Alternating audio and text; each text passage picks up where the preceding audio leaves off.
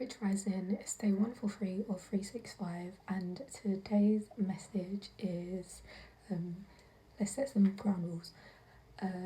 If you are a teenager and someone over 20 is approaching you, don't be flattered. Don't be flattered. Do not be flattered at all. In fact, it should signal to you a red flag.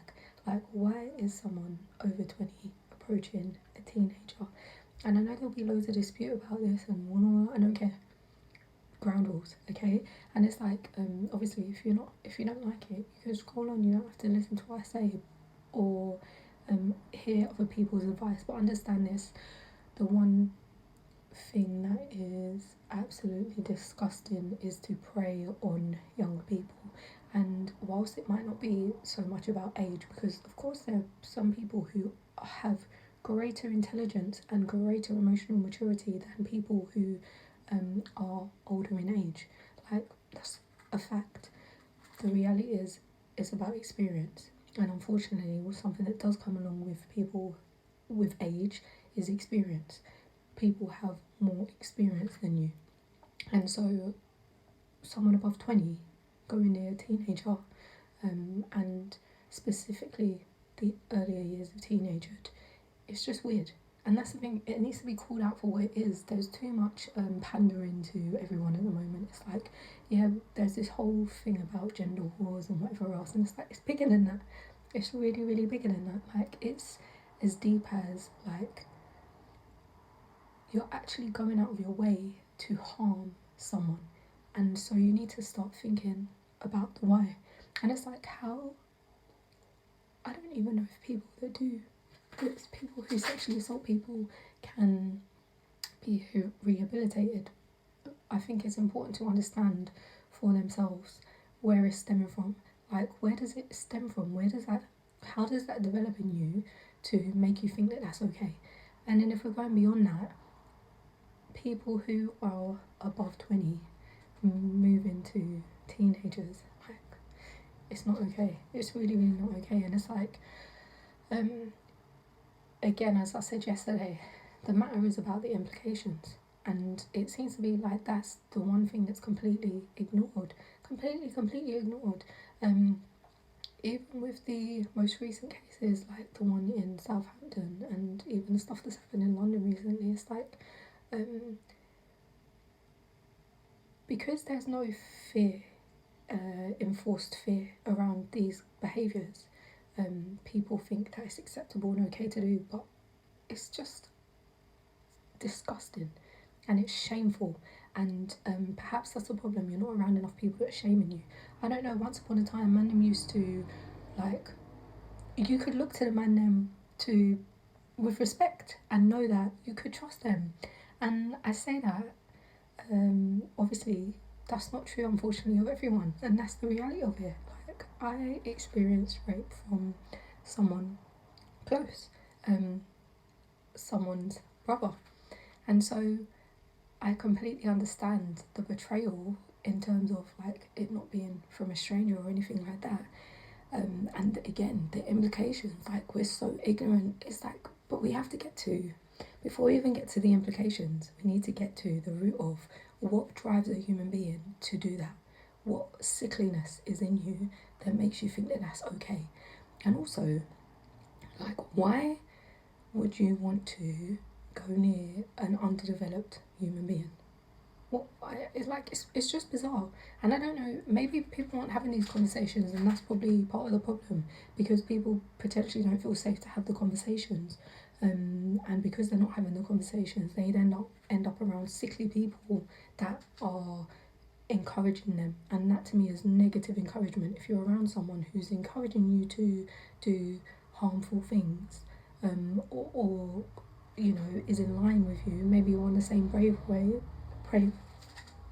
wavelength, sorry, it's a problem.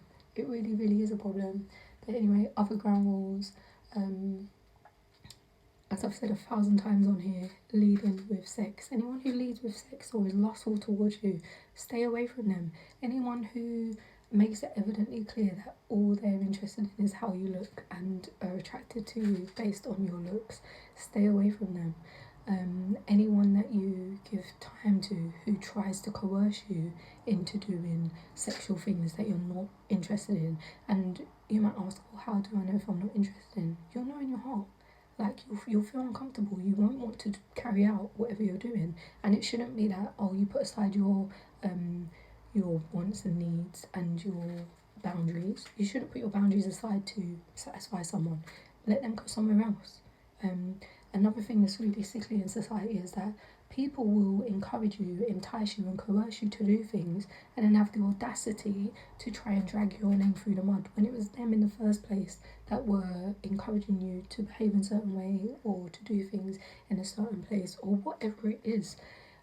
It's just a very sick mentality, and obviously it's been sick for a long time. And so what can actually be done? Well, people who have these kind of mentalities should be seeking help. And obviously, again, I think the stigma around it is that if they seek help, then are they going to be negatively dealt with? You know, but at the end of the day, it comes back to that thing again about self-love and the importance of self-love, because when you love yourself, you're able to be honest. And I think a lot of issues in humanity stem from our failure to be able to be honest, you know. And actually that also starts in your home, around your family. Like, I understand that it would be very sickening if your child ever came to you one day and said, "Rah, they have these kind of thoughts," and whatever else.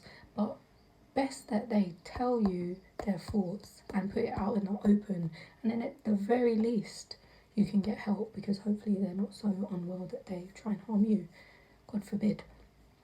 But if people are able to vocalize these things, then that's when you can intervene. The problem is we're trying to constantly intervene after the fact, and the damage is done. Like, sexual assault isn't something that just goes away. And even though it goes away in a sense of, if you're fortunate enough, you don't need to think about it every day. If you're able to go through therapy, EMDR, all of these things to release it, then hopefully you can get to a point where it's like, it's not every moment of every day that you have this thing in your mind that you're reminded of. But the ignorance comes in when we think that the smallest things can trigger someone. So, for example, when it's hot days, the clothes that you wear, because society has made it that the clothes people wear mean that people want something, it makes you paranoid. It makes you uncomfortable in yourself. Like, the implications are massive, and I could do a whole video on implications alone, because it's important. And I think the way we start looking at these things has to change in order to actually curate real change in the world. Because the most important question you've got to be asking is, why don't you care? These girls could be your sister, your friend, your aunt, your mum, your niece, whatever it is. So it's like, the care obviously isn't loud enough. Like, people's anger isn't loud enough, but also the fear. There's not enough fear in people to let them know that they shouldn't be doing these things. And, you know, maybe you are so sick in your head. You know, I think sickness is another thing that we have such a lack of awareness for, like, in true depth and understanding, for real. Because sickness is deep. And so, yeah, some of the stuff that I've seen, like, just yesterday on TikTok alone is so heartbreaking. And it's heartbreaking to think that people are being treated so lightly after the things that they do, because the repercussions for the people that they harm are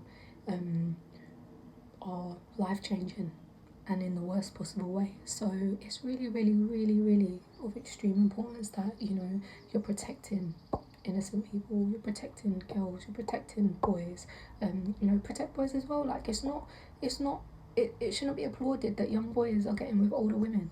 Like, it shouldn't be applauded. It's weird. Vice versa, it's weird, you know. So, as I said, ground rules. If you're 20, if you're in your teenage years, especially your early teenage years, and someone above 20 is trying to come near you, I mean,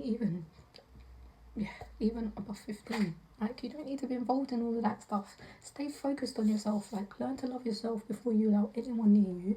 And you know, I can't guarantee that will keep you safe, of course not. But you have better wits about you. Like, you deserve your own love, and you deserve to be cherished.